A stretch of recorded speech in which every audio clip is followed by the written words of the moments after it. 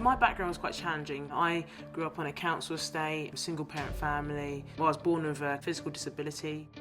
Regardless of your background, if you really want to achieve something, you can.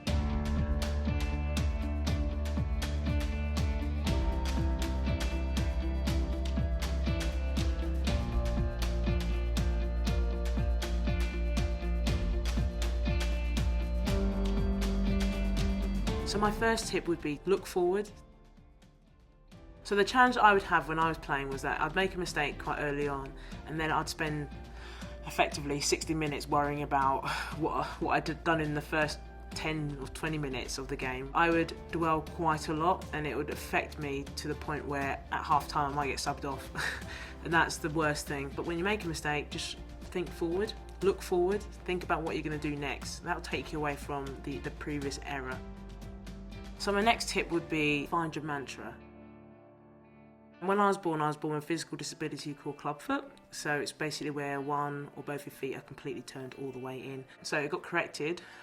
My foot still sort of has a slight angle in when I run. Over my career, I think I've had many times when I've had a bit of, self-doubt, very negative thoughts. I really needed to work really hard on that mental side.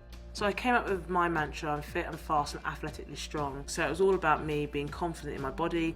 Before I played in a big game, I would say to myself that mantra: right, that's me, I'm going to do it, I'm going to show people how good I am.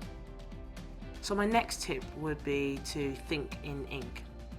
By that I mean it's important that people set goals, and when you write it down, it really does focus your mind and it focuses your behaviour. And I think what's good about having a structured diary is that it allows you to, again, be organised. It allows you to feel good about yourself when you've done it. Monitoring your progress allows you to improve. So my final tip would be switching off. I think it's important to recognise prior to a game or prior to any big event that you're going to deliver, giving yourself time to think about what you're about to do. Early in my career, I used to be I wouldn't give myself that time and space, and I'd just go into a game almost like a headless chicken because I'd be so excited, and then as a result of that, in the first 10 minutes I'll give away a penalty. So I'd always say to people, where possible, switch off.